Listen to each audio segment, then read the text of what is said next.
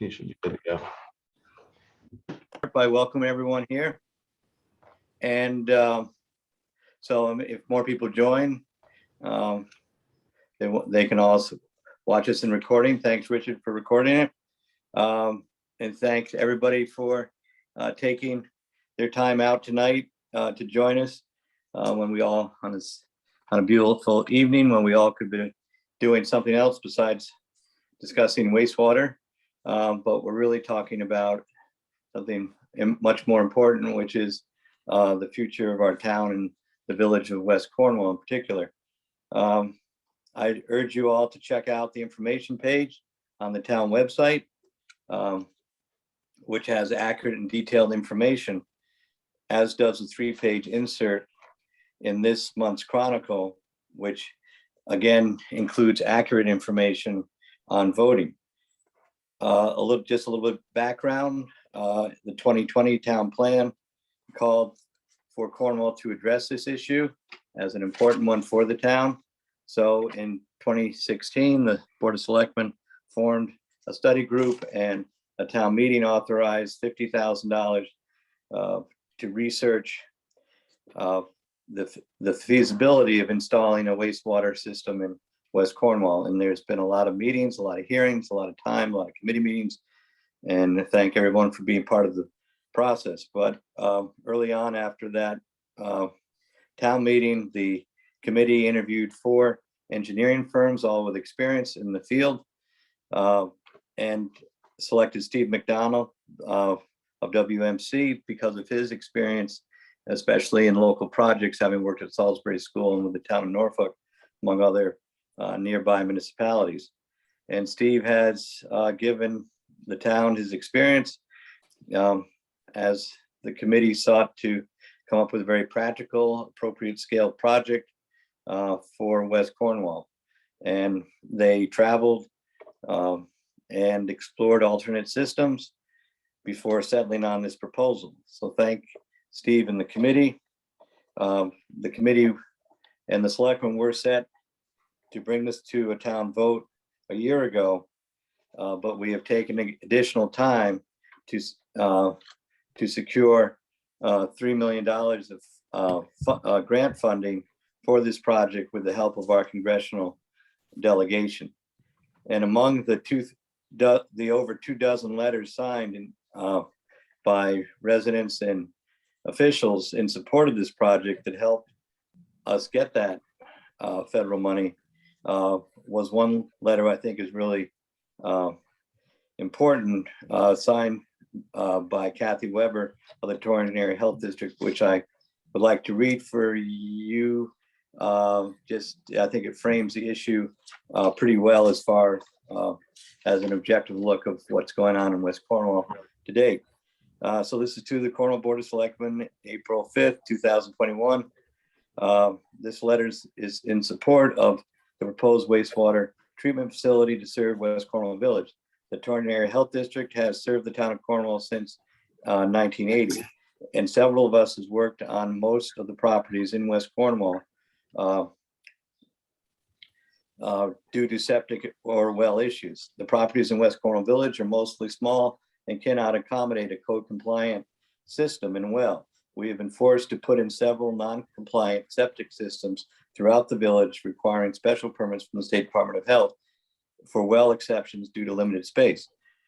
Several septic systems had to be put on properties other than those served, and also with special exceptions from the State Health Department. Septic systems in West Cornwall Village have limped along with many patches, but there will be a breaking point. The Torrington Area Health District wholeheartedly supports a wastewater treatment facility. If you have any questions, please do not hesitate to contact our office. Sincerely, Kathy Weber from the Torrington Area Health District.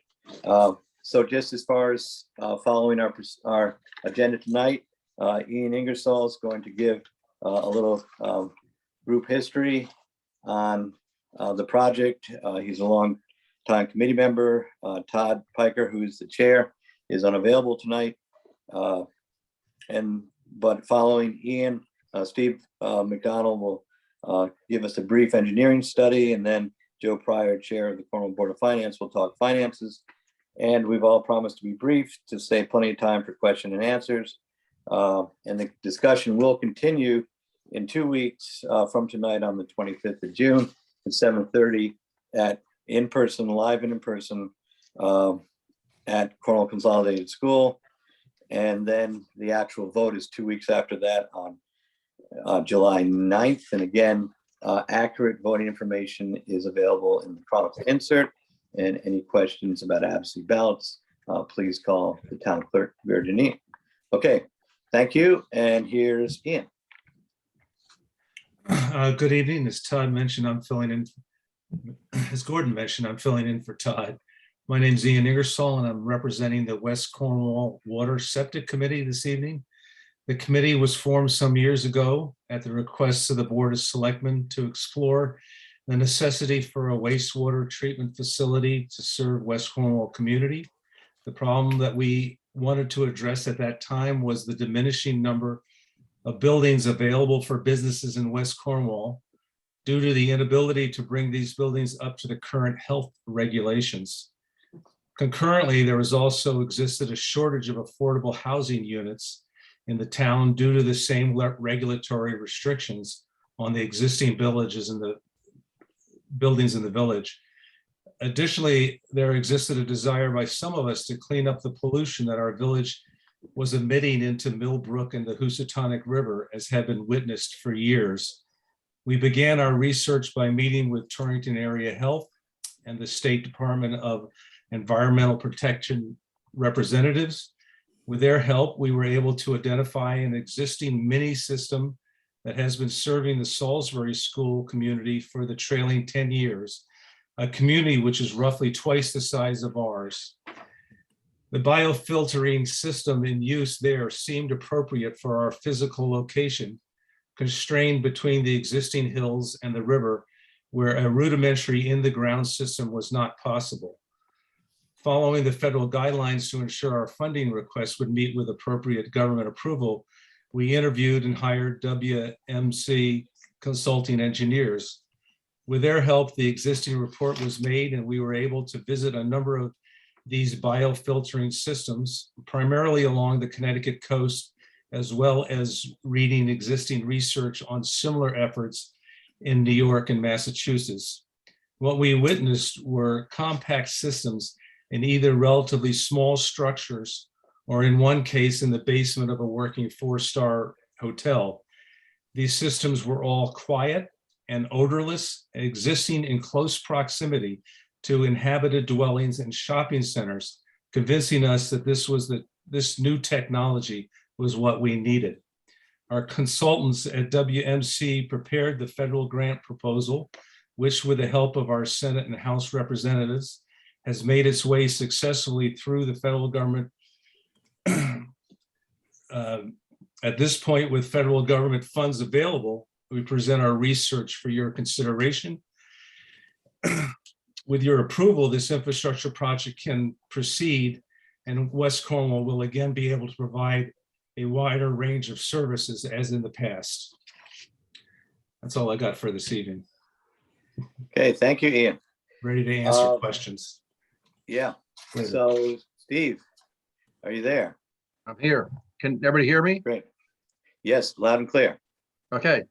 Hi, I'm Steve McDonald. I'm one of the principals of WMC Engineers. I've been a professional engineer for 45 years.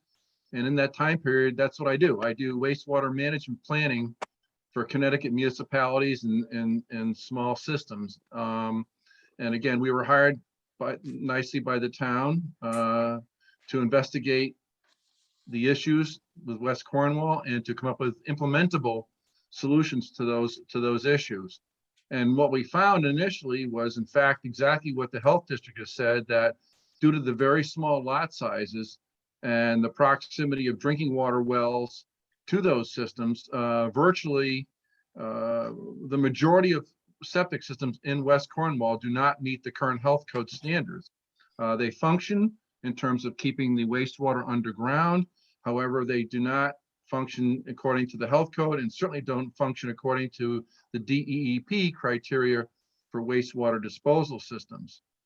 So based on this and on some site testing, et cetera, we concluded that the best solution was for an offsite, we call it an offsite solution, which is to take the wastewater from the individual homes and businesses and convey that to a treatment system or to a large leaching system, such as a very large septic system.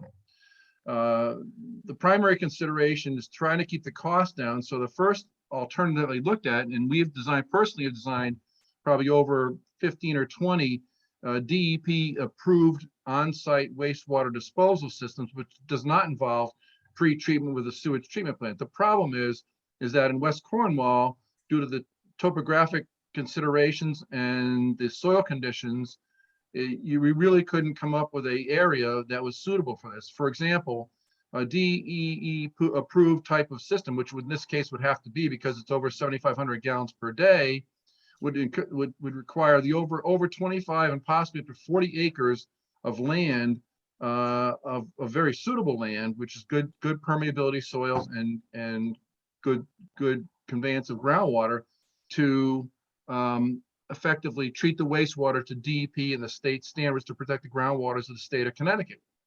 So when we found that out and did the calculations, it became pretty apparent that an on-site large system was not technically feasible for the West Cornwall area. And therefore, we started looking at other options, which included what, as Gordon mentioned, a sewage treatment system, which would discharge ultimately to the Housatonic River. The Housatonic River is suitable for treated effluent discharges by the DEP. So therefore, it's a suitable discharge point.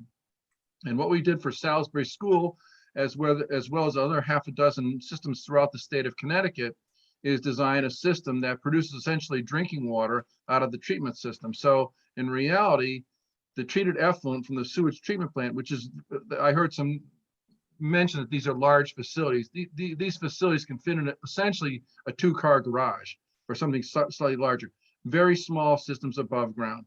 And the treated effluent would then be discharged to the Housatonic River in compliance with DEP regulations and requirements, as well as what we call NPDES requirements, which are federal requirements for discharge to the river. And again, in fact, the discharge would be of higher quality effluent than the river is right now, actually. So it seemed to be a logical and plausible solution, not an inexpensive solution, however. And so what we looked at was trying to limit the system size to basically the core area of West Cornwall, and not including too many residential homes, actually, slightly down, I believe, River Road and Lower River Road and Railroad Street, and the main state route through the center of town, serving primarily businesses and a few of the residential homes, with the capability of adding homes if needed in the future. So that was the design of the system. And fortunately for the town, we applied for federal grants and loans through the USDA, Department of Agriculture, and we got an agreement for that. However, through Gordon's efforts and other efforts, you're able to secure a very large grant through the federal government of $3 million for this system. So that, in a sense, pays for essentially half of the cost of this system. So it seems to be a very viable option. In my experience, in over 45 years of doing this, I've done a lot of these systems. It seems to be an ideal solution for the solving and resolving the issues with wastewater disposal in the West Cornwall Village.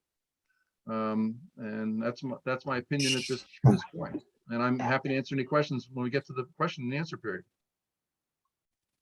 Great. Okay. Thanks for that good summary, Steve. So Joe, are you there? Yes, can you hear me?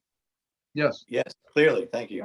Excellent. Can we, Jonathan, could you post that piece of paper that Barbara, I'm Joe Pryor. I'm chairman of the Board of Finance, and we put together a little piece of paper. Jonathan, do you have that? Can you put that up? I'll do it. Is this what you're looking Okay. for? The talking finances. Yeah. Can you see it? Not yet. Not yet. It says I'm screen sharing. Yep. Yep. It took a little while to You're pop there. up. So Time Great. now. here we're, the Board of Finance is going to be interested in whether this is affordable for the town. And as you can see here from this, well, that's sheet has disappeared. Barbara, if you could maybe try to get it back and I'll start speaking. So the whole project is right now estimated at 6 million too. And with the federal grant, that would be 3 million too. As you can see there in the middle of the page, the amount to borrow would be 3,200,000. And you can see there's a couple of different rates that the USDA is offering, and it would depend upon which one we got. So we showed them both. And here you're seeing at the bottom of the page what the debt service would be based upon the term of the loan, and we would most likely match term to the useful life of the facility. So that's something that would be determined going forward, how long that term would be. And then we can see here what the debt service, the range of debt service we're talking about.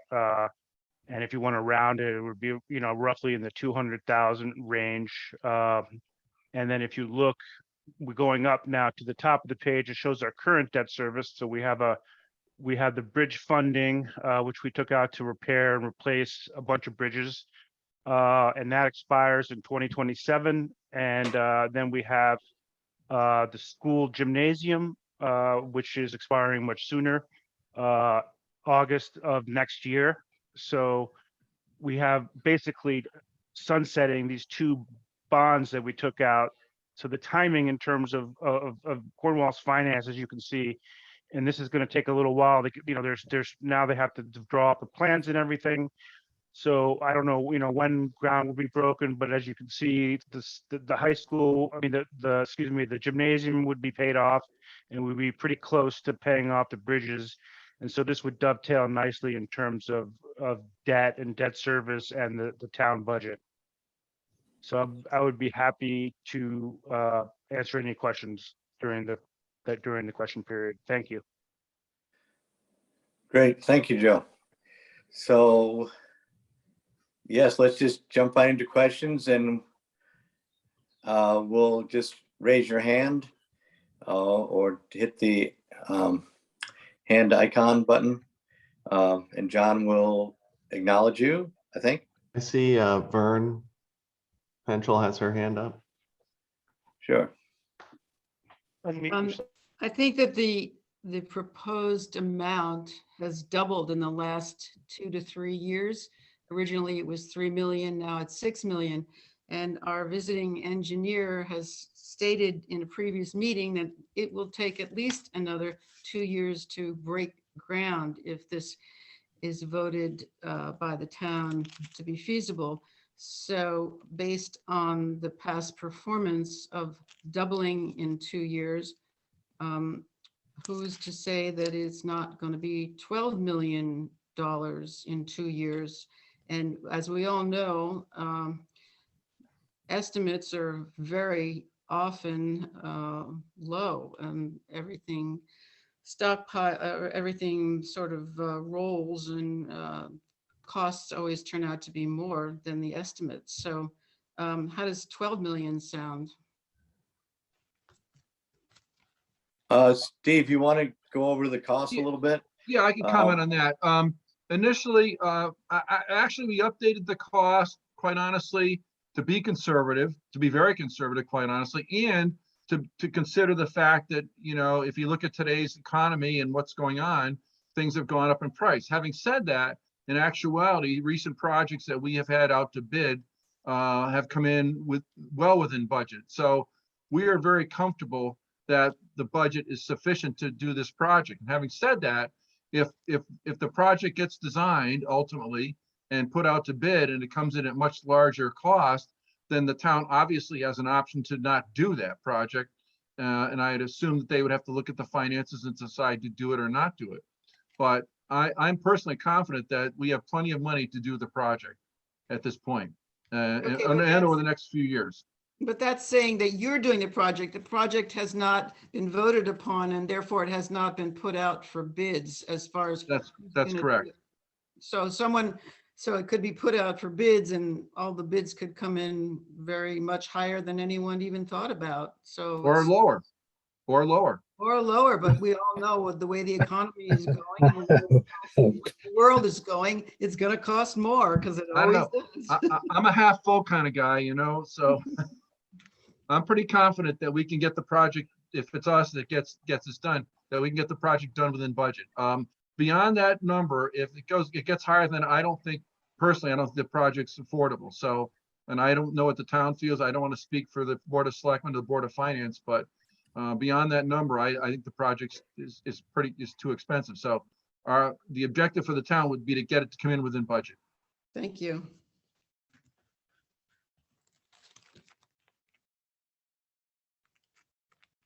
Okay, Barbara, there's one person in front of you, or did you want to comment on what?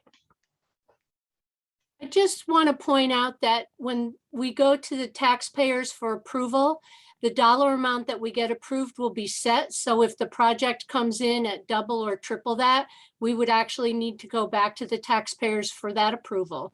So I think there's a little bit of a built-in stopgap to address your concern. Okay, Michael Smith.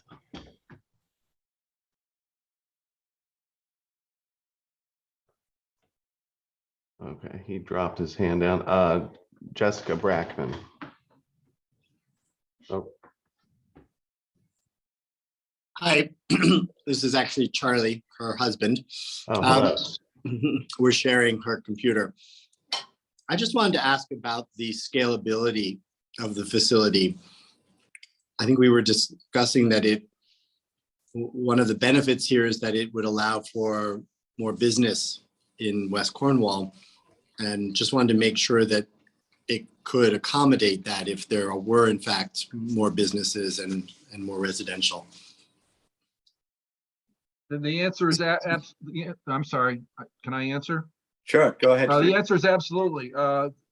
This particular type of facility is a membrane bioreactor facility, has the capability of treating a wide range of flows and waste loads into it. And when the designer designs the facility, they will certainly consider, in my opinion, what we're designing for is the basic core area of West Cornwall, which is primarily commercial users. However, there will be the ability for others to join into the system. So the design will be flexible enough that it could be expanded for a reasonable cost for increased flows from either commercial or residential or whatever type of user, essentially. So as engineers, we really try not to build ourselves something that's like exactly to the size and have no ability to expand. That's just not how we look at things. We look at things to be able to expand and to improve. One of the systems we looked at, Charlie, was at Salisbury School, and I believe they have 400 people as a boarding school. They've got 300 students, 100 faculty members on that system, 24 hours a day with a lot of showers and food service and everything, whereas the population of West Cornwall currently is less than a quarter of that. So, and again, that facility is housed in a fairly small building about the size of a 2-car garage. So I believe, is that system about the same size as what we're talking about here, Steve, or a little bigger? Right. Well, the size of the system is quite a bit bigger in terms of its capabilities, but in terms of its size, it would be definitely no bigger than the one at Salisbury School. Right. And do the local users of this contribute to it, or do they pay at all? Anything? Yes, we haven't set the exact fees, but there will be a hookup charge to this as well as an annual fee, depending on whether you're a restaurant or a single family house. So approximately $1,000 per year for using the system and a one-time charge to hook up to it. So there would be some money coming back for the maintenance of the system. And one of the things we liked about looking at this system was it could start out with a few hookups to start, and you could add people. We're going to try to do an incentive to get as many people on as possible to start, but you could, if somebody's systems failed and they're not hooked up, likely that would be a big plus to the people there, because then they could add it, and it's a lot, whatever the hookup fees to hook up to this would be much less than putting in a new septic system. So it's expandable. And again, if there were say another restaurant comes to town or whatever, there's definitely room in the system to do it. We are not requiring people to hook up to it. We realize some people in the village have relatively new systems, a few of those. So, and some people aren't interested. So we're not making this mandatory the way some places do, but we're going to try to make it an incentive for the people that are on the fence, so to speak, to do it. Thank you. Great. Okay, Michael Smith. Yes, thank you. This question is to the engineer. I believe you mentioned that you have other similar systems that you've designed in the past. Have those actually discharged into the Housatonic, and what has your experience been as far as the effect on the Housatonic, if in fact that's the case? Okay, no, we have not discharged directly to the Housatonic River. Most of the systems we've designed have actually have been designed to discharge to groundwater because of the fact, typically when you design a system like this, you have two choices. You have to discharge to groundwater or discharge to a surface water, such as the Housatonic. Discharging to a river that's acceptable, that is approved for accepting treated effluent, is far less expensive than discharging to an in-ground leaching system, because the in-ground leaching system has to be constructed. It requires specific types of soils to do that, and it becomes very, very expensive to do so. So and we looked at that alternative, actually, that to treat the wastewater and then discharge to an in-ground type of system. But the cost of that, it far exceeds the alternative to discharge to the Housatonic River, which is perfectly acceptable for this type of treatment. And I can how tell many you gallons, excuse me, how many gallons Sorry. would you anticipate to be discharging into the Housatonic? Approximately 12,000 gallons per day. You know, pretty much we had a larger number, but that was based on serving the whole West Cornwall village. But there was there was certainly an outcry by the residents to not have to be included in this, and therefore they've been at this point excluded from that. So the residential homes are not included. So really, it's the core area. It's about 12,000 gallons per day. Okay, thank you very much. Okay, Nancy and Bill. Thank you. My question is, what are the annual operating expenses and maintenance of a system like this? And would that be covered by the not the hookup fee, but the annual fee to be hooked up? Yep. So I think, Steve, the estimate is somewhere, it depends again on, you have two parts of the estimates to operate these things. One is the people that come and check it and do all the reporting. It has to be checked on, I believe, daily or every other day or a couple times a week. So there's a human component where you have to have an operator who comes in, checks all the gauges, filters, and make sure everything's running right. So that's sort of a fixed cost, regardless of how many people are hooked up to it. And then you have the other costs, the electricity, the pumping out of the solids or whatever else, which would have some relationship to the amount of flow through the system. So if you had, half the people you expected hooking up, you might say there'd be some less money, but you'd have less fees coming in too. So there would be a cost to the town every year. The town would backstop those fees to the tune of $50,000 to $70,000. So that would be extra. That would be an extra cost. I think people have to also understand that probably the properties there would become more valuable. The tax base of the town would grow. So, there's some things that we will find out along the way. We're giving our best estimate on those things. We do have companies that would like to come in and help operate the system, and they are in business to do that. So there would be an additional cost to the town for that. But again, there's some extra, increased value, and it's been my plug all along that having an active, alive West Cornwall benefits probably the town tax base, as opposed to having blue tarps and empty buildings. Everybody's property is worth less, if that happens. And generally having, but there's other things besides just tax advantage, having places where people can socialize, meet, shop, greet, become a community is really important. If all you have is people's houses and they work somewhere else and go somewhere else for all their services, you sort of lose community vitality. So there are some incidental things, which isn't what you asked me about, but just thought I'd throw those in. Thank you for the question. Steve, do you have any clarification on operating No, I costs? think you hit the nail on the head, Gordon. Yeah. We estimated the annual cost, as you know, about $100,000, of which the majority of that's being absorbed by the town through the general tax base as proposed. The users, as Gordon mentioned, will be paying a user fee, quote unquote, on an annual basis to help support the annual cost of maintaining the system.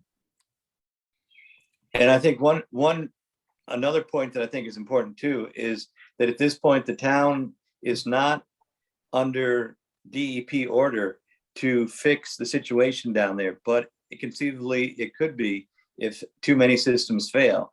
And there are towns along the shore that are under DEP orders, which occasionally they fight and it's very expensive, and then they're in a jam because then they have to do it. We are in a very fortunate position that they are not in, is that we are not being forced to do this, and we have a substantial amount of grant money lined up to do it, which if we just postponed this project, that grant money will go away and things could fail, and the town may be, or people may be looking at this in the 2030 town plan if we don't do it under less favorable financing. Well, that actually is a good point. Because the town is ultimately, even though they're individual houses, the town is ultimately responsible for the health and safety, the protection of the state's groundwater. It all comes back to the town because we are the taxing authority and we are the ultimate responsible person or party to make this happen. So the state does come after towns to clean up a mess, especially if it's next to rivers. Excuse the dogs barking again. Gordon, I'd like to, or Steve, I guess, I'd like to follow on with how many houses, businesses, what have you, how many clients do you have that make up those 12,000 gallons a day?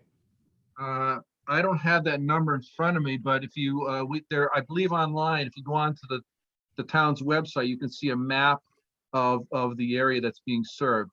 It's basically a state route and then down Railroad and then lower River Road to the just as far as the library. So it's probably, Of course. yeah, 20 buildings type of thing. Not that many, actually. Having said that, it does have the ability, should in the future people want to connect up or need to connect up, it has the ability to take those folks as well. Okay, thank you. Okay, Judy and Kim Harkmer. Thank you. My first question is for Steve, I guess. Steve, in the original study that you produced, you planned the system on 65 homes. So with what Bill just said, kind of confused me. So you planned it originally in 2017 for 65 homes for over 3 million. Now we're over 6 million. How many homes are you planning with the new increased price? I think we just answered that question. Far fewer. Initially, my personal opinion is the entire West Cornwall village, and I think the health district mimics this, is in need of appropriate, environmentally sound wastewater disposal. Having said that, there was an outcry of the residential people that they didn't need it, their systems were fine, etc. They're fine in terms of keeping the water in the ground. They're not fine in terms of meeting the health code or DEP standards. However, the committee and we listened to that and said, okay, let's tone this down and just serve primarily the core area, which is the businesses and a few residential homes, and which we talked about how many there are, approximately 20 or so. The cost has increased because of several reasons. One of the reasons initially was because we were planning on a different location for the wastewater treatment plant, which was entirely going to be, flow by gravity with no pump stations. There was an outcry about the location of the treatment plant, so we don't have an exact location, but I can tell you it will require pumping and some other innovative techniques to get to the treatment plant, and an outfall that's longer than before. In addition to that, we've had a dramatic increase in the cost of everything today. And so our numbers, I believe, are very conservative, but we have increased them to be conservative and to make sure we can cover the cost and come in within budget. So that's why the costs have increased. Okay, so from 65 homes to now 20 commercial buildings? 20 commercial and residential. There are some residential homes, I believe, in that area. All right, to everyone, perhaps Gordon, all of the documents, well, at least the Joe Pryor document that was put up, I couldn't see any of those numbers. Is that document available, or can you make that available? Yes, we can put it up on the website along with all the other documents, sure. Maybe it's just me, but I couldn't see it. And I just, when the engineer talks about renovated water as if it was drinking water at the opposite end coming into being discharged into the river, it's drinking water as it relates to what the state regulates for chemicals and other constituents of concern. There are many chemicals that the state does not regulate at all. And there are many chemicals that this system will not filter out. So, and things are changing with new emerging chemicals they're coming onto the market, and the science is showing that they can have adverse health effects. So it's not really drinking water. It could be considered renovated water, but in the Housatonic River, right in the trout management area, the trout in that area, because the river is contaminated with PCBs, those trout have measurable levels of PCBs in them after being in the system for only 2 weeks. So, just to keep that in consideration. And Steve, are you able? I've never seen an entire listing of the 40 systems that your firm has designed. Is that possible to get a list of those? Sure. Great. And the O&M costs, if you remember, every site that we toured, I didn't go on all of the tours, but I went on most of them, and then I returned independently. All of the trained operators at those facilities said that any O&M projected cost in the design phase or in the study phase, in the reality phase when it actually happens, should at least be doubled. Salisbury School is one example of that. And when I spoke with the gentleman there, shortly after their treatment plant went online, they stopped using the brand name filters because they were too expensive, and they switched to aftermarket. And they came precariously close about a year and a half ago to having a catastrophic event with their underground tank. I think it's important for you to let people know that there's going to be at least one, maybe more underground tanks that are going to be required to accept all of the inflow from the structures. And again, the Salisbury School almost had an overflow with theirs. And the current planning and zoning chair, Dr. Tamel, strongly encouraged Gordon and the committee to present at least 2 options for the people to vote on. Personally, I have been in contact with 2 other engineers One firm is very familiar with subsurface sanitation systems. And this one engineer is intimately familiar with West Cornwall. He's an avid fly fisherman. He knows every inch of West Cornwall, and he sees no problem with getting a system in that is in-ground base that does not discharge into the river. And one or two other people went to other engineers who said the same thing. So I think that deserves more effort into just saying no. Engineers are very creative people, and they're actually magicians. So in my mind, you know, there are other possibilities. There are other people to bring in for second opinions.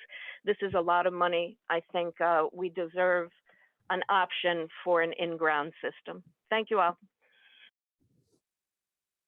I would address that in the process of choosing a firm to do the study. We had to interview, I forget whether it was 5 or 6 firms all together. And we asked each one of them about the possibility of in-ground systems. And aside from pumping way out of town, everybody was in a current that this was not a possibility. So we have talked to other engineers, and that is not a possibility. If you had some other information to give to us, please feel free to give it to us.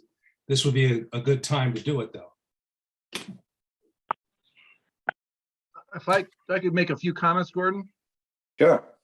Well, I'd like to know the engineer that thinks they can come up with an on-site solution for West Cornwall. I'd like to know their name, and I'd like to know their experience.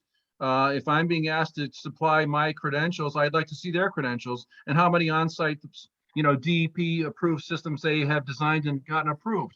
Number one. Number two, PCBs. I'm not sure it's the best thing to be. First off, I don't see where there's PCBs being discharged in West Cornwall. That comes from the area north of you in Pittsfield, where I was born, and that came down from there. I don't see PCBs being discharged to the Housatonic through West Cornwall, but perhaps there's a source of it that we don't know about. But having said that, I'm not sure that a groundwater disposal system attenuates PCBs any further than a treatment plant would or would be capable of. And then the system in Salisbury School, in terms of any issues they've had, the issue that they had potentially was the fact that their septic system was designed in the 1890s and had become very leaky. And therefore, a lot of groundwater and surface water was getting into their system and causing a possible overload of flow to their system. Since that time, they have entirely rebuilt their system, and they no longer have that issue. So their system is functioning perfectly well. It's one of the finest systems in the state of Connecticut. It's a unique system in the fact that it not only uses a treatment system, but a wetlands system that is the only one that's designed and approved in the state of Connecticut.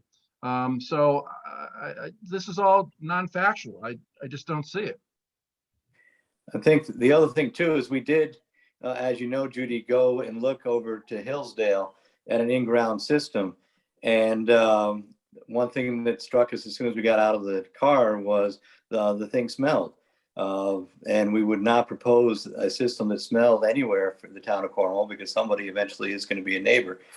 Also, when we went down to Saybrook, there was no noise, there was no smell, and they had a similar system than what we're looking at here.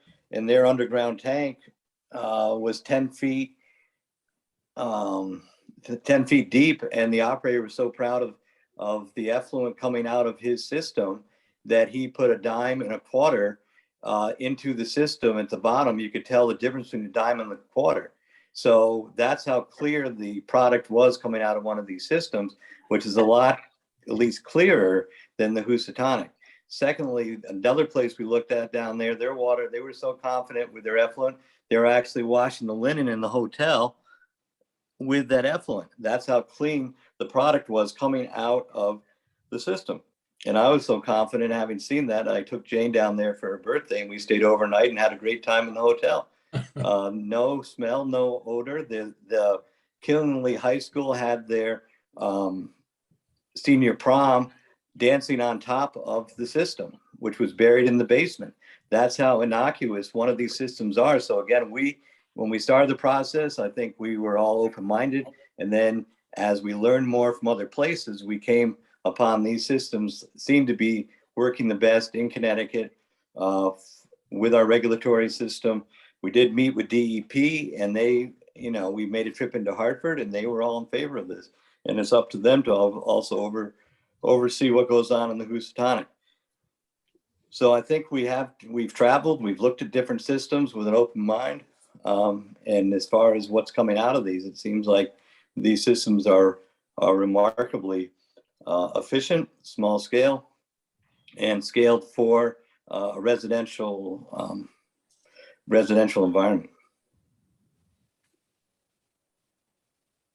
Okay, next person is Liz.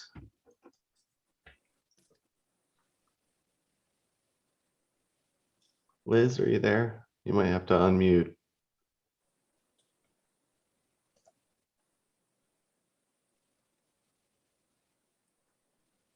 All right.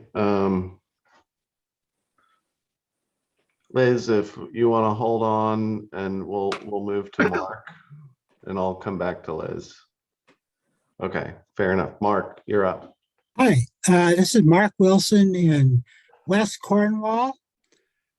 And I would like to ask that after 5 or 6 years of deliberations by this committee and studies by the engineer, we still don't know where this thing is going to be situated or what it's going to look like.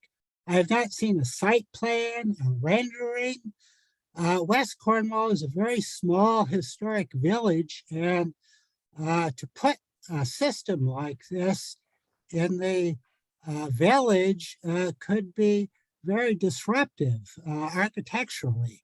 And so I would appreciate if someone would, we're supposed to vote on $6.2 million in 2 weeks, and we don't even know where this thing is going to go or what it's going to look like. So I hope somebody could provide some answers to my question. Okay, Mark. So I think because as we know, the problem was caused by tight property lines and many wells in an area. The area in West Cornwall is very constrained. The new restaurant was barely able to get their septic system in with owning probably the most land of any lot in the main part of town. And part of the design, it's hard to site a system with those constraints without doing a bunch of engineering, because I believe, and Steve can expand on this, that there has to be some site work done to figure out elevations and whether there's ledge or bedrock or whatever else to do the underground tanks. And trying to find a place like that is going to take time and it's going to take money. But the question, you get to the chicken and the egg, is the town at the end of the day want to do the project or does not want to do the project? The actual siting of the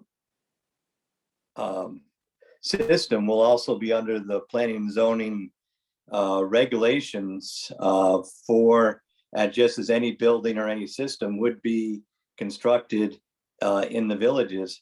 So there is a process that will have to be followed by the town, similar to what the restaurant went through when they renovated that building into a restaurant. So there is a whole separate process once the town approves, and once you get a site plan that's agreed upon, there will be also another whole process to, as far as siting, whatever facility has to be put in place.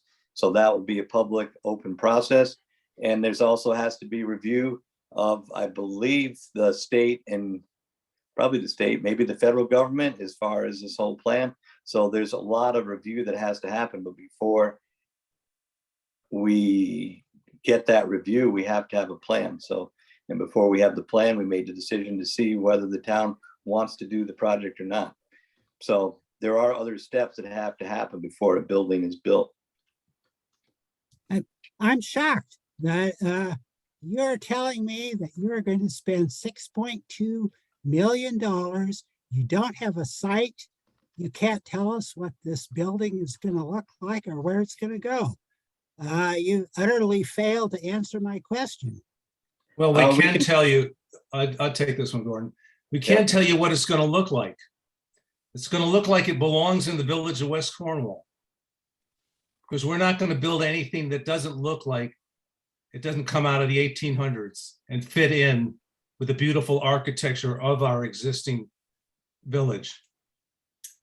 Oh, And I say that having been involved with 8 or 9 buildings in town, and every one of them that we've renovated or built from scratch looks like they're collaborative and they fit into the village environment. So where it is, we don't know exactly, but what it'll look like, we do know that it will fit. And we can tell you. We're in from what- control of what it's going to look like. What we can tell you is also it will probably be smaller than the restaurant that just got renovated. I mean, it will be a barn-like structure, which there are quite a few in the village, behind houses or whatever. It's basically look like a accessory barn, of which there are several throughout town in the village. We have complete control over, you know, the exterior.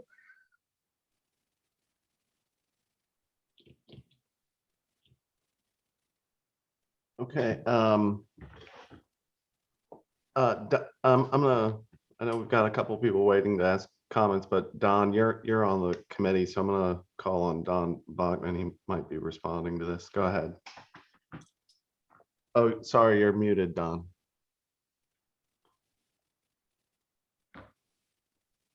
I'm sorry.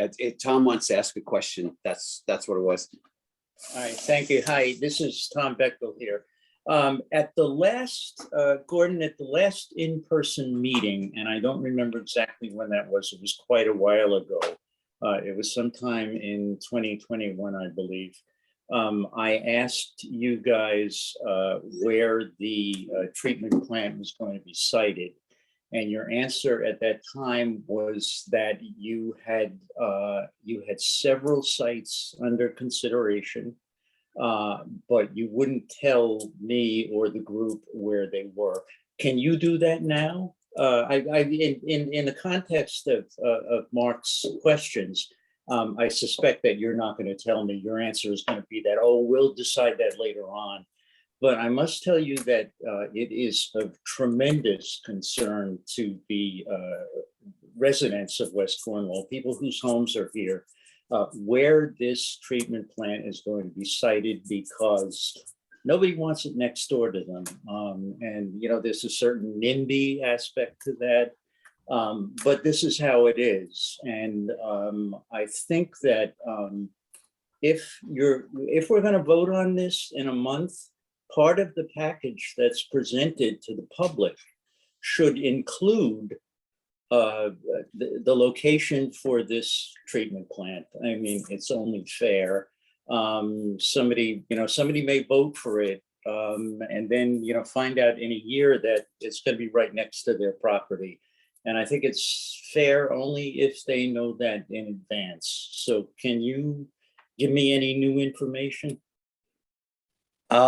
I can't really give you any new information because we have no agreements with any property owners or any right of option on any property. Well, And by the time we do our engineering to even design the system, which you have to design it before you can think about how siting it, I mean, that's a year away. And, you know, we have people who've offered it, but there's properties for sale now in West Cornwall that may not be for sale by the time we get to that point. And we can't. So at this point, we can't get at that point. I mean, the example I would give, the Torrington school system, voted to renovate their high school without knowing whether some people wanted to move it downtown, some people wanted to keep it where it was. They voted to improve their school system without knowing the exact site.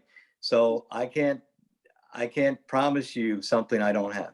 All right, you're not answering the most important part of my question, which is that at that in-person meeting the last time, you said that there were 2 locations that you were considering, but you were not prepared to say where they were.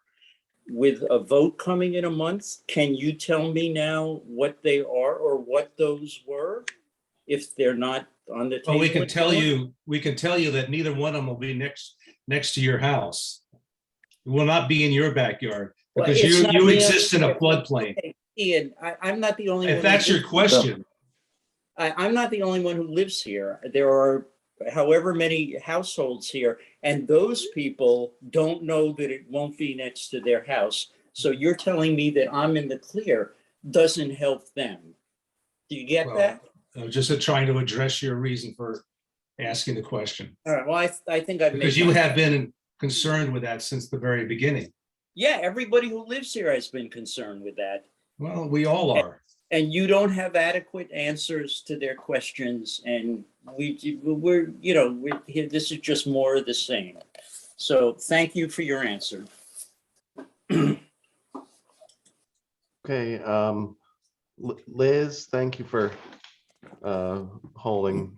You're up. All right, so I have a couple questions. One of them is gonna piggyback off of Tom, is that yes, you can't tell us that anything's been signed or considered or anything, but are there any, like, if you could put it anywhere, it would be here, where would that be? Can you give us that? Again, we haven't designed the system, so we don't know the design parameters of what the system requires in order. The engineer doesn't know that? What? The engineer I'll can't let tell you that, so that you can use that information to just, hey, you know what, let's put it under the parking lot by the post office, or let's put it next to the library, or anything like that. Like, I know you haven't decided, but like, I'm sure you have a list of possibilities. I think that's what Tom was looking for, is just the list of possibilities you have of where it could go. And I'm not saying it's guaranteed to be there, but possibilities of where it could go. Steve, do you want to touch that?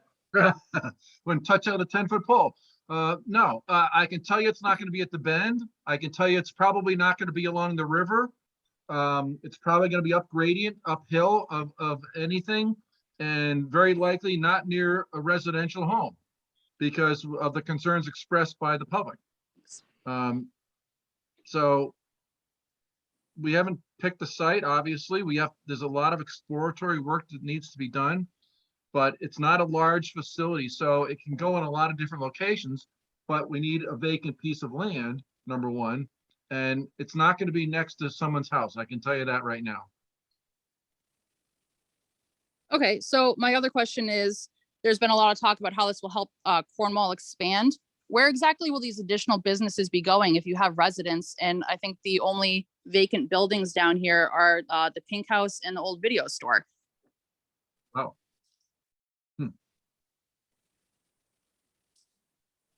Well, right now the bookstore is empty, the library is empty, so those are two that come to mind. That could be used with more facility, plus the upstairs in I believe the upstairs in some buildings can't be used. There's restrictions on how many bedrooms you can have, how many apartments. So there are, half dozen or so buildings that are underoccupied, underutilized. I feel like a lot of the upstairs places are being rented out, or people own the building and live there.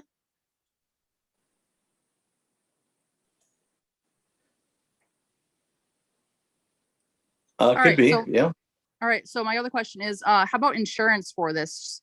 What's that going to cost everybody, and what happens if, something were to happen and it did fail? Oh, yeah, I mean, the town would have to get insurance on the facility. Haven't looked into that figure. I could. Good question. These facilities are typically, if DEP approves this type of systems, they're belt and suspenders type of systems. There's backups to backups. The likelihood of it failing is very negligible, if at all, because everything that comes into the treatment plant has to go through this is called a membrane bioreactor. So they have membranes that everything has to go through the membranes no matter what before it gets discharged. So the effluent is going to be high quality no matter what happens, and it'll have backup generator and backup systems so that it's catastrophic failure is like never going to, I don't say never, very unlikely to happen. Let's put it that way. Okay, and the membrane won't fail? No, membranes don't fail. They eventually get clogged up and they have to be replaced, but that's a consideration for long-term maintenance, which we've included in the cost of that in the design of this. We haven't designed the system, but in the planning for the system. Okay, and my last question right now is, if people are forced to hook up and they cannot afford to do so, are they going to have liens placed on their building? Is there a financing option? And how much is the cost to run the pipes from the system to their building? First thing, there has been some misinformation out there. We are not forcing people to hook up to the system. Okay, but you did say like, hey, it's if somebody does have their septic system fail, what is the option then if they do want to hook up? Can they finance if they have to be hooked up because they don't have a septic? What happens? I think they're gonna, I'll let Steve, he has much more experience than I do. I think we're gonna put in for the places that don't get hooked up, there will be a spur or something put in so people could hook up in the future. So there will be a bit ability to add to the system. So any thoughts on that, Steve? Yeah, no, typically what happens is people that tie in initially are part of the initial financing of the system. But if people have to tie into the future, they're kind of on their own. Having said that, we're looking at a couple of designs of systems where you mentioned about the connection from the home to the sewer system. Typically that's a homeowner cost, but we're looking at a possibility of a system where that might become a project cost. And so that cost may be eliminated for the homeowner, or minimized, let's say, for the homeowner. But having said that, if someone is not part of the initial system and wants to connect into the future, typically that cost is borne by that property owner, unless there can be future financing arranged through USDA or a special grant or that sort of thing. Okay, and do you have any idea on what that figure would be if the homeowner did have to pay it? No, because it's so dependent on how far they would have to run from their house to get to the sewer. But the basic infrastructure of the system is such that it would not be that significant. Having said that, if we're going down a separate road, for example, that is not part of the initial system, then the best bet would be to have your neighbors and you, if it's you, look at combining their resources to put that system in and reduce the cost per home to do that. But it depends on where the home is and the distance from the home to the proposed system. You can't predict that until you actually see the situation. Okay, I think those are my only questions for right now, but I will probably have more. Thank you. Thank you. Thanks, Liz. Okay, Rick Walkowitz.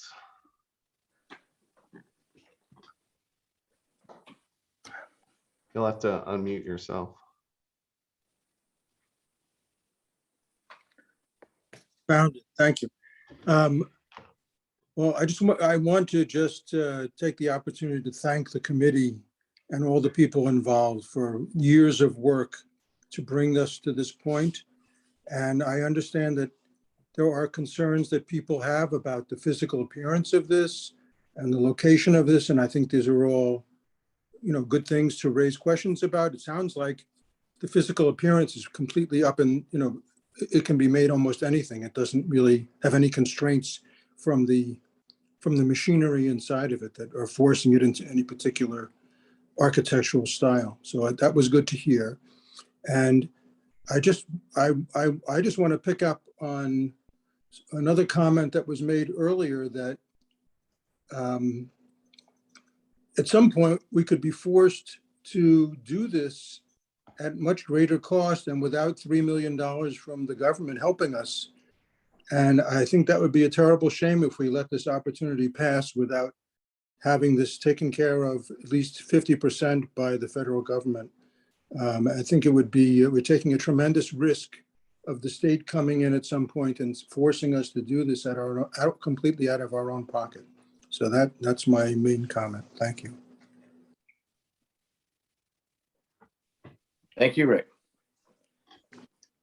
Okay, Judy and Kim, did you have a follow-up? Yes, can you hear me? Yes. Thank you. Yeah, it would be nice, Jonathan, to be able to follow up immediately after. I'm not one to interrupt. And so I just wanted to say that for Steve, correct, the PCBs are pre-existing in the river. I never said anything but. The problem is introducing more effluent with chemicals, particularly endocrine disrupting chemicals, into the river that will definitely impact the fish and other biota. And as for the smell that came out of Hillsdale, Gordon, you might remember that the gentleman had taken the cover off the tank because he was at work, he was working, and that system does not even have any solids, because each of the homes in Hillsdale still have to have septic tanks. So they just took the liquids from the homes, and that's what the smell was. So, and at Salisbury School, when their tank is uncovered, it smells in your own backyard when you have your septic emptied, your septic tank emptied, that smells. So when it happens in Cornwall, when and if it comes to pass in West Cornwall, when the tank needs to be emptied, it smells for a small amount of time as it's being pumped out. It doesn't last. And you might recall, Gordon, that I approached you multiple times and at times with the committee to invite this particular engineer to come and present, and that was not embraced. And Steve, you and I have never had a problem. You know as well as I do that you put 7 engineers or 7 attorneys or 7 physicians in a room and you're going to get 7 different opinions. I think the taxpayers deserve more than one engineer on this and more than one opinion, particularly as it relates to the system, the biomembrane system that you're talking about, and the possibility, the potential for an in-ground system. And we deserve to vote for more than one choice. And here's an engineer that I have been in contact with who says that it's a possibility. And other people have met with other engineers. In fact, one of the original engineers that did not get the bid from the committee also has been approached. I think that firm did another system in the Hillsdale area, maybe Pine Plains. And that's all I have. Kim has a question. Thank you. Gordon, you mentioned about protecting the Housatonic River, and I completely agree. And my concern is a little bit unrelated, but connected. About a week ago, we went down to the boat landing on the bend, and about 3 foot up, coming out of the cobblestone walkway there was a brown, yellowy, black goo coming out from between those stones. I think that's Eversource property, but it doesn't necessarily originate on Eversource property. And I would be concerned that here we are signing up to spend a boatload of money on a septic system, when in fact we may have an underground.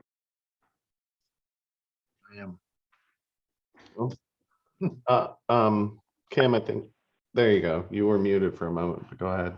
Yeah, all right, so my concern is that this, whatever it is coming out, it's obviously not leaf rot or anything, it's something coming from some source. My concern is that if that source is tested professionally and it's a contamination, that it might be coming off of West Cornwall property. I know way back, there used to be an oil tank that the town owned further back towards the road. And I'm concerned about having to spend the money for the septic system and then finding out we have to dig an area up because of other contamination. Can you have somebody in Eversource or somebody in the health department to have that ooze tested before we start spending money on a septic system? So I two can- things, Kim, the town never owned that site. It was owned by Eversource, and the state highway had a garage there in the 40s and 50s. So the town is not in the chain of title. We did ask early on to have some site testing done there, and Eversource does not want their site tested. So I'll look at that. I'll bring that up to the management people, but I know they're hesitant to do site testing on their property. And the town is not in the chain of title. We're not responsible for any tar. I believe there was, some tar there in the parking lot that used to be part of a state garage. But that was all years ago. I might add to that. Don't quite see the tie-in here, but Well, my concern is you're gonna have fluids coming out of the septic system going into the river. I sure wouldn't wanna have water tested below that site and have it come up negative, or having something wrong with it because of what's coming out of the boat landing. Kim, I'd like to address that. In the mid-70s, the Department of Environmental Protection came in and tested what was at that time a laundromat that was located back behind the buildings on Railroad Square, and they put purple dye in the laundromat, and that's where it came out. And so this is one of the things that we're trying to address, that there are existing systems in West Cornwall that we can't see because they're underground, but they are leaching in not only to the Housatonic, but into Mill Brook. We know this exists, and that's why we're trying to do this. One of the reasons why we're trying to do this. another thing, Steve, can you tell us what level of, the testing that's done on the water coming out of a plant such as this, I believe has to be tested frequently and then recorded to the state. What, as opposed to septic systems in your house at this point, what goes down the drain into the aquifer, the effluent coming out of this plant has to be tested routinely and samples and monitored and reported back to the state. Doesn't that happen at the plant, not in the river? Or Absolutely correct. That's what I was going to say, that the effluent from any type of treatment plant is heavily monitored by a professional laboratory licensed in the state of Connecticut. And therefore, any issues with the Housatonic River would be very easily known that it's not coming from this particular proposed treatment system. It'd be coming from some other source.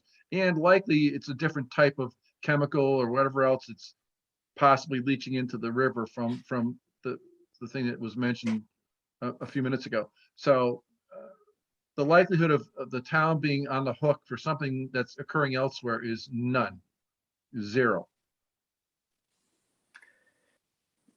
I think also when we went to work with the Torrent Area Health to try to get the restaurant septic system sited, there were 5 wells providing water to 5 different residences within a very short distance of that septic system.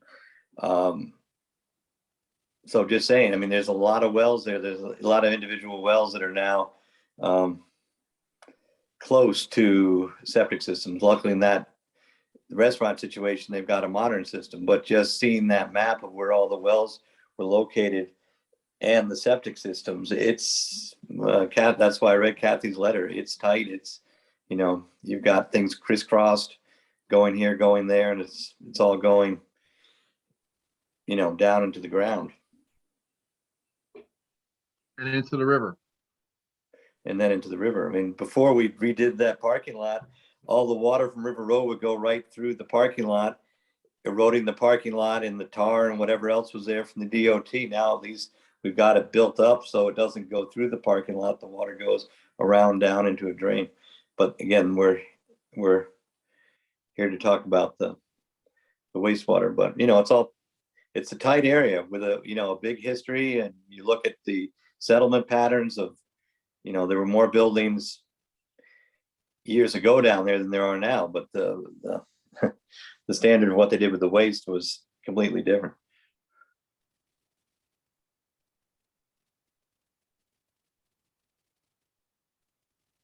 Any other questions or comments?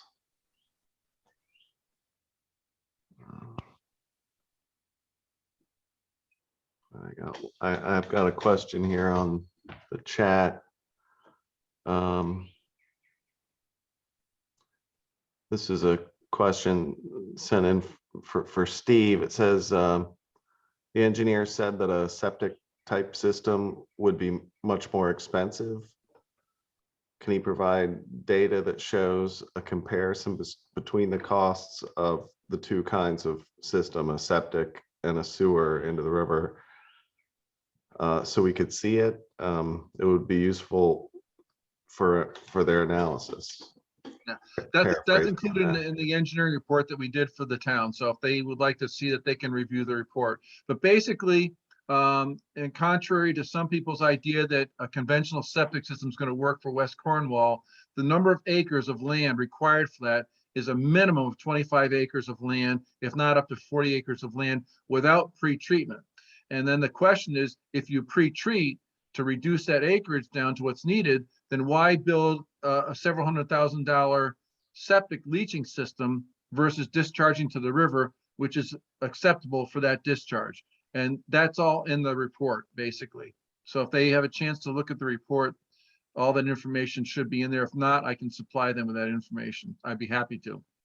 But it doesn't make any sense to build a leaching system for several $100,000 when you've got a river there that's rated and classified as being acceptable for the discharge. And in fact, the proposed discharge far exceeds the quality of water that's allowed into that river.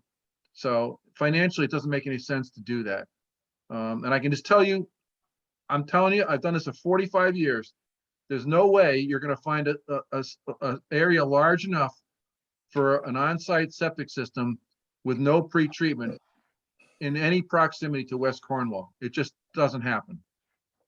Cannot happen.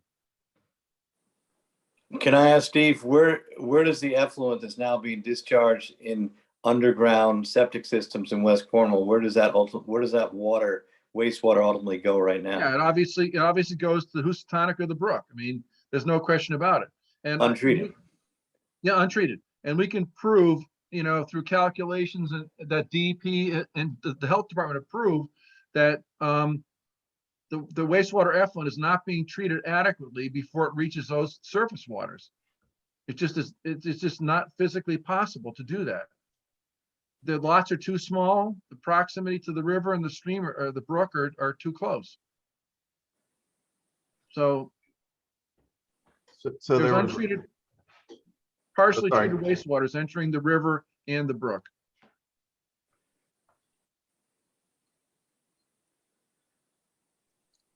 Okay, any more questions, comments? I think that's it. No, I have questions. Sorry, Liz. Yes, I have go ahead, questions. Liz. Do you have data that says the current septic systems are currently polluting the river? I can answer that question. We did some sampling. We did not show that there was evidence of that. I'll agree with that. But we did do. We had a trouble getting people to agree to test their wells. Nobody wanted to know that the fact that they had issues with their wells. But we did do a well sampling close to Ian's shop that shows high very high levels of bacteria that were right next to the river. And therefore, you know, the river quite honestly has a very high, what they call assimilative capacity. It can absorb a lot of sewage without showing it. But that doesn't mean it's not being polluted as a result of the septic systems. And the fact of the matter is the septic systems in the land areas are so small that there's absolutely no way that that wastewater is being treated adequately before it reaches the river. Having said that, does it show up in the river? Maybe not. The river's got a lot of flow and it probably doesn't show up, but that doesn't negate the fact that partially treated wastewater is entering the river and the brook. Okay, so no data. Well, my next question is, will the land for this? No, we does did it have data. We tested and we found high levels of bacteria. in one well? Yes. But I Liz, know- I'll I know also one invite well you that's to by the come. river, that's perfectly fine.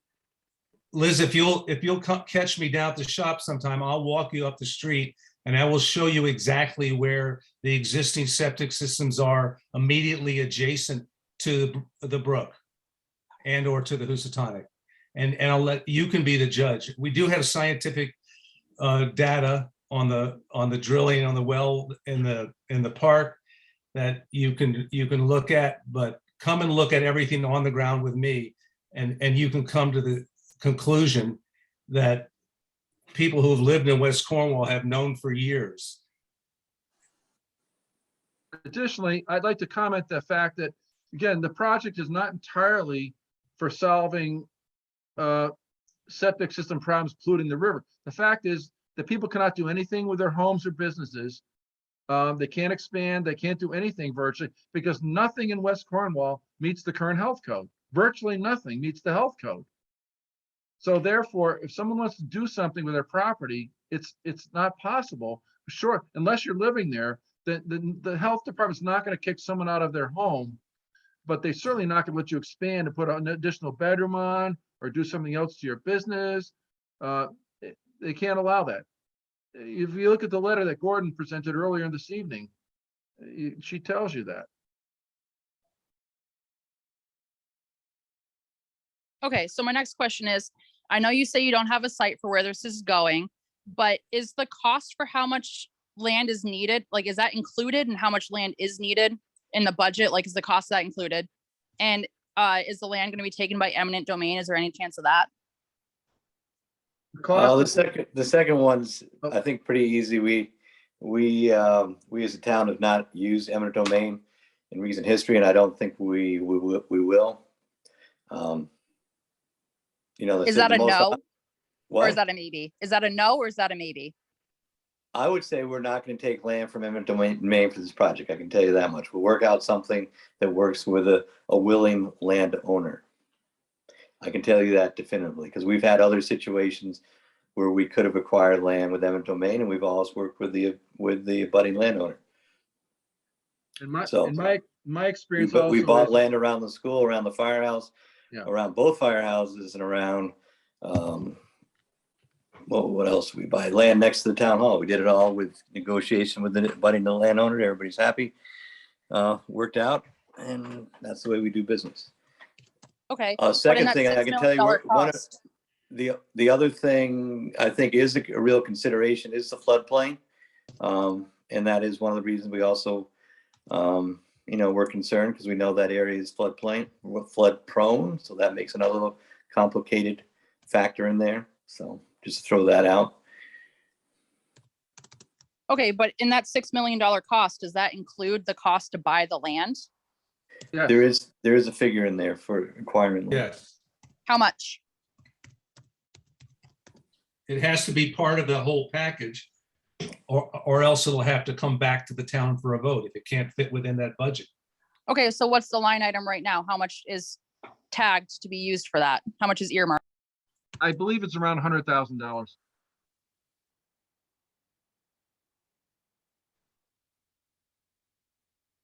What on the market is available for that price right now? Is there, like, I've just been looking around and everything is going for astronomical amounts.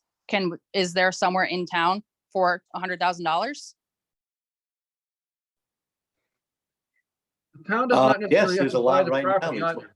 There's a lot right now where the house burned down, but you know, that's for sale for $100,000 right now, but we haven't done any engineering, so I don't want to, as soon as we say So that's a a particular, consideration, that's a site you're considering? no, that's why I didn't want to say a site, because as soon as I say that's, we're looking at that, everybody's gonna be all upset. That's where you're going. So Well, I didn't say that's where rather you're going. I said considering. I think we'll consider the lots that might work once we find out what the parameters are. And Liz, do you have a last name? I mean, I just 'cause do. when we talk at these things, it's nice to know who people are. My last name's Sawicki. Oh, good. Hi, Liz. And I'm just waiting 1 second to see if somebody else who didn't get called on has a question, Oh, but I think it might be done. There was a follow-up to the discussion about the comparison between a sewer and a septic field. The person who had asked about that has been through the engineering report, and they're saying they are not finding a cost analysis, just some conclusions.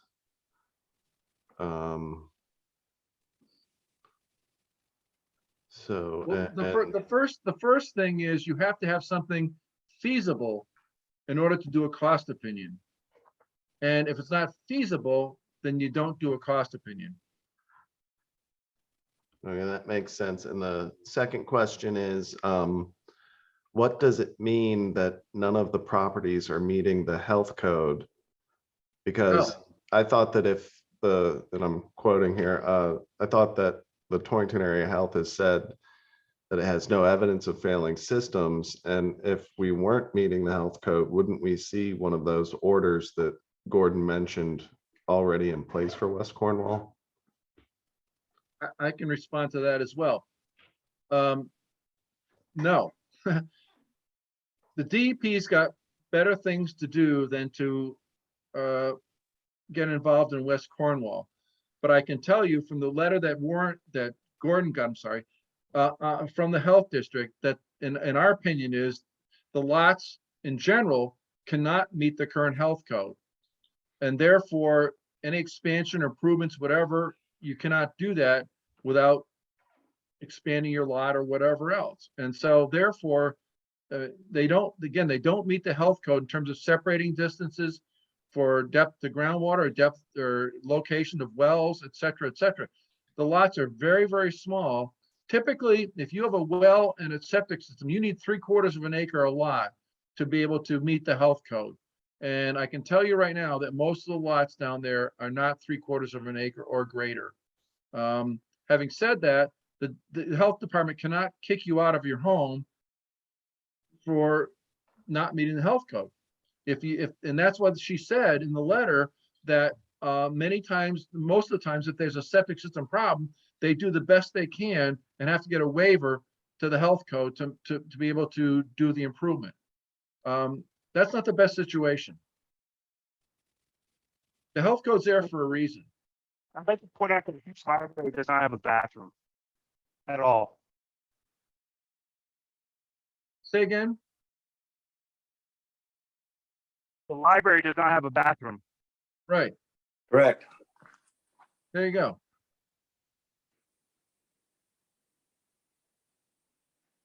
I mean, And we for years tried to work with the library to get a bathroom in there. And because they own only the land the building sits on, getting CLMP, they said they would give them an easement, but the health code required you to own the land your septic system went on. So, and then there was a well that didn't belong to the library on the site, so you had to put the well farther away. So you get all this overlap of regulations that are there for reasonable purposes, colliding with these very small lots with buildings sited right on property lines, with wells pumping drinking water out of ground in close proximity to other places. So the health district has been great trying to work, as she said, to patch things up. But there's a difference between patching things up and getting an order that tells you have to do something the way they do if there's catastrophic failure that has occurred in other places with many more houses that, you know, pollute Long Island Sound or pollutes, you know, a lake or something. There's other places, you know, where you can see impacts of pollution on lakes with algae blooms and things, and the DEP gets much more involved with that than they do adjacent to this particular river. That's correct. Right or wrong. It's their call. I mean, we went into DEP, and on the wall of their offices, we were sitting there, was a mural that showed a house and a septic system and the water going down into a river right on the office wall, saying this is what we're here to protect, is the river. So, I mean, it's not a new Cornwall only problem. So we did get another comment in on the chat mentioning that there are some new systems in the village and others that are not antiquated. For example, Frank's and the Bain building. Yeah, I know Frank's is brand new. Well, I don't want to get into particulars, but I believe the Bain system had some problems recently. But no, definitely there are some newish systems there, and that's why we're not making everybody join onto it. So even right next to the covered bridge, the residence that's there was on the market for a long time and couldn't sell until the previous owner came along because the septic system had failed, and nobody would touch that because of the failed septic system in the proximity to the river. Everybody thought that was impossible. And Torrington Area Health is not in business to tell people that they absolutely can't do it.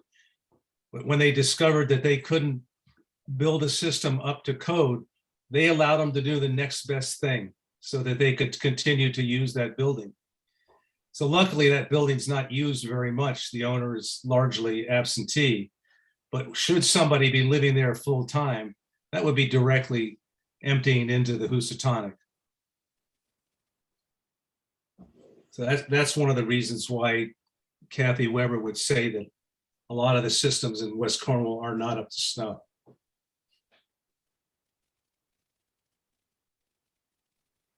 Okay, one more follow-up question about the septic system. He said, how did you, Steve, determine whether the septic system with pre-treatment was not feasible? He mentioned that it was because the leach field would cost 100,000.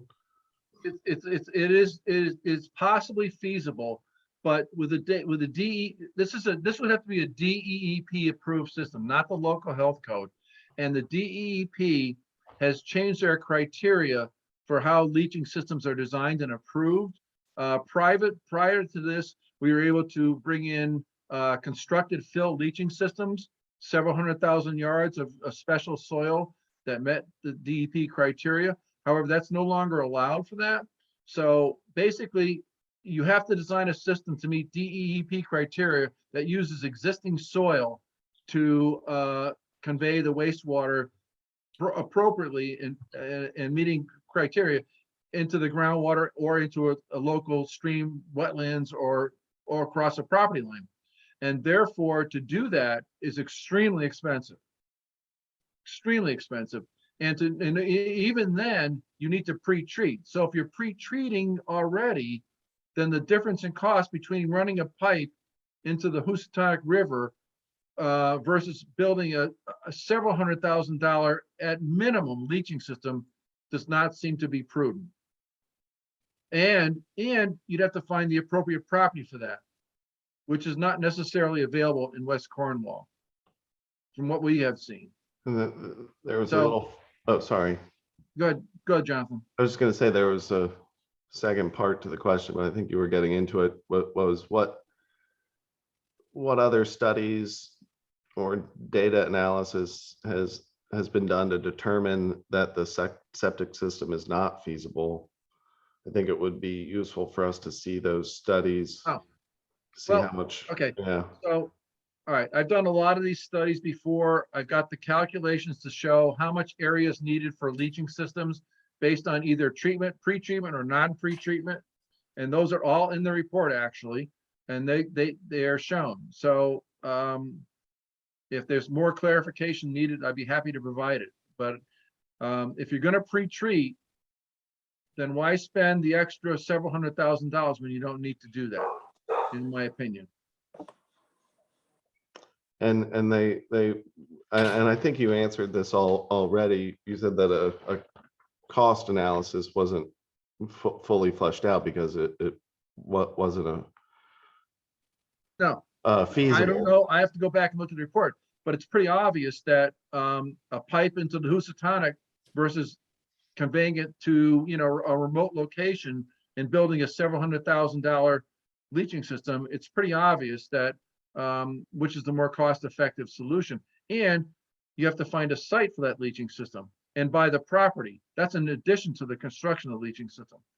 So from an engineering viewpoint, it's very obvious what the solution is. And in fact, they have had other engineers come before the committee and talk to them, and they agreed to the same solution.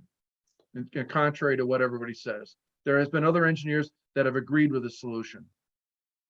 And would the operation costs of 100,000 per year, are those, let's see, they're kind of stating here in this chat I'm reading that would be high. So I guess the question is, would there ever, you know, be a point where are the O&M costs for a septic field a lot lower than a discharging into the Hoosy? They are definitely lower, but not a lot, not significantly, because people think, oh, we'll just discharge our effluent, treated effluent to a leaching field. Well, all that requires monitoring as well. So the monitoring, in fact, is increased over actually, or it's certainly the same as a treatment. Well, maybe not the same, but it's certainly there. You have to monitor that to make sure that you're not polluting the groundwaters in the state of Connecticut. And having said that, I've had some systems, in fact, where due to low flow toilets and other issues where the design didn't meet actually DEP criteria, and then all of a sudden there's like major improvements needed to those leaching systems to meet DEP criteria. So the probability of those systems not meeting criteria is far greater than with the treatment system as being proposed here, due to various things. It's not as simple as people think it is to just dump stuff into the ground and call it a day. It doesn't work that way. And it works in New York State, doesn't work in Connecticut. I can tell you right now. Okay, so I'm gonna just finish up this person's chat here, and then we've got some other hands up, and I'll move on. They point out that you also have to buy a site for the sewer building, and they say that Steve has a lot of great data in his head about costs. Would be really helpful if he could provide a document with that cost analysis. Okay, And go ahead. the town does not have to buy the property, actually. They could lease it long-term. There's other options. It doesn't have to be owned by the town, for example. Okay, thanks for bearing with me. I'm gonna jump to William McLean because he's not had a comment time yet. So Bill, go ahead. Hi. So I was just wondering, with the discussion about this leaching field idea, if you had a leaching field and you emptied the treated material into the leaching field, I mean, wouldn't it just all sort of run down into the river anyway, eventually, like any sort of leaching field going to the groundwater and then just going to the lowest point and eventually, you know, entering the river anyway? It just doesn't seem like it would be any different at all. It would just be an extra step before the water, the effluent or the finished product entered the river. Am I wrong in that? You hit the nail on the head. Okay. In any kind of DEP approved system, you need to know where the discharge point is. And that could be a river a wetlands, a property line, etc. So any system like would possibly be proposed, the logical discharge point would be the Housatonic. So it's not even like if you spent more money, you would have a better system or a cleaner No. system. It does No. the same thing anyway. It just costs you more money for nothing. Anyway. In my opinion, yes, absolutely correct. Okay, thank you. Thank you, Bill. I'm gonna go now to Rick, and then Liz, I'll come back to you. Go ahead, Rick. I just wanted to clarify one thing because I'm a little confused by, maybe other people are confused by one thing that Steve is talking about, which is if you had the leaching field system, which you're saying would just be a waste of money because you have to have pre-treatment. Is the pre-treatment something similar to what the system is that we're proposing, or that you're proposing, or that the committee is proposing? Identical. It's identical. So you're basically doing the same exact treatment system and then sending it to a leaching field. Correct. Okay. So pre-treatment is it's the same as treatment. Correct. Okay. Thank you very much. Because we saw down in Westbrook what they had to do, because they could not, even though they were adjacent to the Long Island Sound, I believe they could not discharge into the Long Island Sound. They had to pump their effluent, their treated stuff over the Connecticut River, which then discharges into the Long Island Sound. So they had some places where they treated and they put the effluent into a leach field, or they could pipe it into the Connecticut River and then drop it into, then it goes in the Long Island Sound, depending on what DEP classifies different water bodies. But definitely there is this savings of not having to build a leaching field as opposed to discharge it where it would ultimately go anyway. Okay, Liz.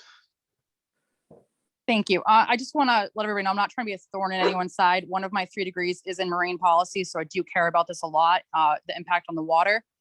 But my other questions are, is anybody invited Torrington Area Health or the DEP to be involved in these meetings? Because a lot of people are referencing their comments, and I think it would be great to have them here to back those statements up, and we can clarify with them.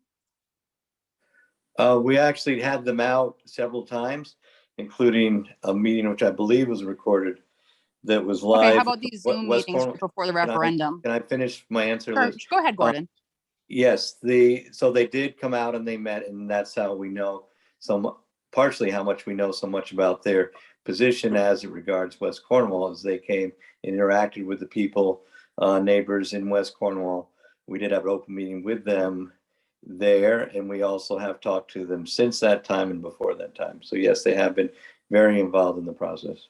Okay, would you be willing to invite representatives from both to the meeting in 2 weeks? I'll see if they want to come. It's up to them. Well, of course, it's up to them. I was just hoping that as selectmen, you would reach out to them and have them be involved in this for the taxpayers' benefit. I'll see if they want to come. Again, Thank you. Okay, my other questions are, the library has been referenced a couple times. It doesn't have a bathroom. The septic or the sewer system's going to run down there. What is that library actually used for? At this point, I'm not sure it's used for anything. It's empty. I don't think it's been, who's it owned by? Is it owned by the town? No, it's still owned by the Library Association. Okay. And it can't be used because it doesn't have a septic system. But if it did have a septic system, they would have public meetings there and they would do all kinds of things there. That's our problem. Well, how can it not be used? Ian's building doesn't have a septic system, and that's used. Yeah, but I don't have public meetings there. Okay, but would it have to be a public meeting? Could it be used as a library, like just as to loan books? Or it's a public building. Definitely not. Different a public building than a private business. Is the Library Association public or private? Quasi-public. So there would be quasi-public meetings. No, they'd be public. The meetings would be open to the general public. But the library public meeting, public use. whether it's a private organization or a public organization, the meetings are open to the general public, which makes them in public use of the building. I Okay, think and- what you might be trying to say is that the public is invited to come in there because it's a library. So Okay. you would have certain premises. We had requirements. initial meetings there, but we could no longer have them there. Okay. And I just wanted to clarify, Gordon, you said that you wouldn't make residential buildings, like people hook their houses up to the system. Does that stand for commercial buildings as well? Yes. Okay. And I have a question for the engineer. Are you just a consultant on this project, or are you also bidding on it? No, But for the building? no, there's no bidding involved in this.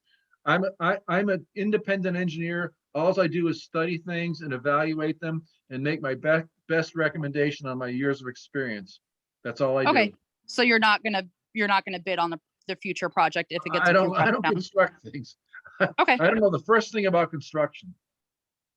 Okay. That's all I have. Okay, anyone else? Yeah, the Leela? company you work for is gonna bid, right? No, Let's be clear. Steve will be the engineer for the project. If it's approved, he will not be constructing the project. He's an engineer, not a construction company, if that clarifies things. I No. mean, we if this gets approved, the town will put in place a construction committee at some point, I believe we get to that point, and they will make a decision whether to continue with Steve or not. And then he will design it or not.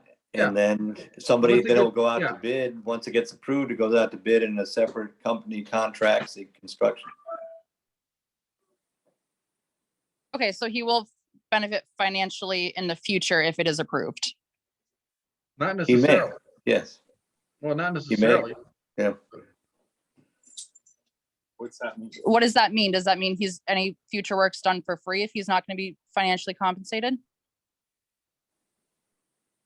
No, we have not been selected for the design of this project. We're simply evaluating. First off, we're hired to evaluate the issues and make recommendations for any improvements that might be needed. That's all I've been hired for.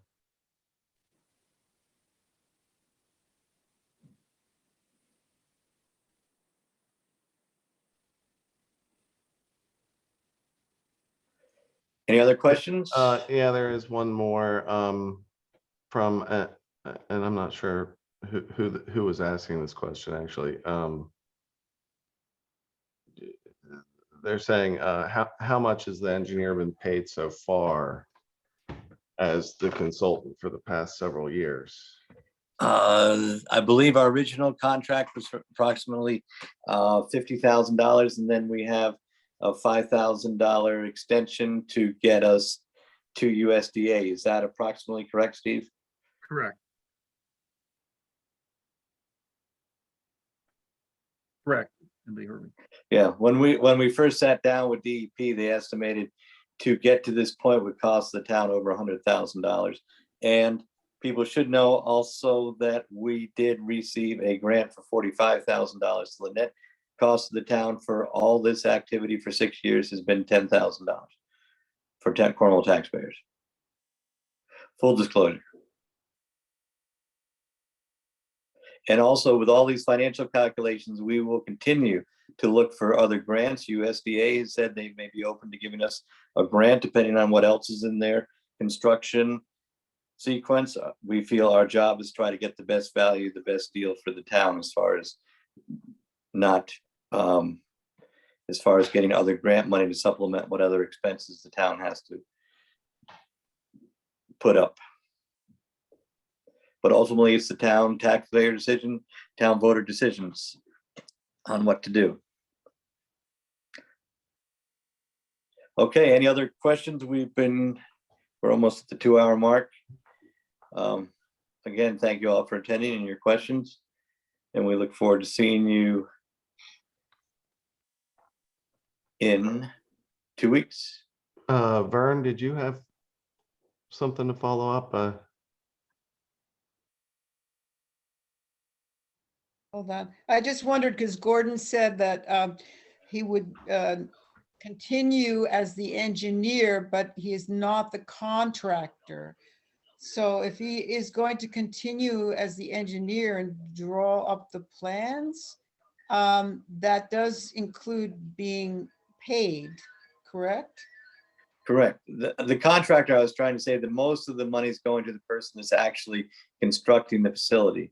The town will have to hire an engineer before this goes out to bid.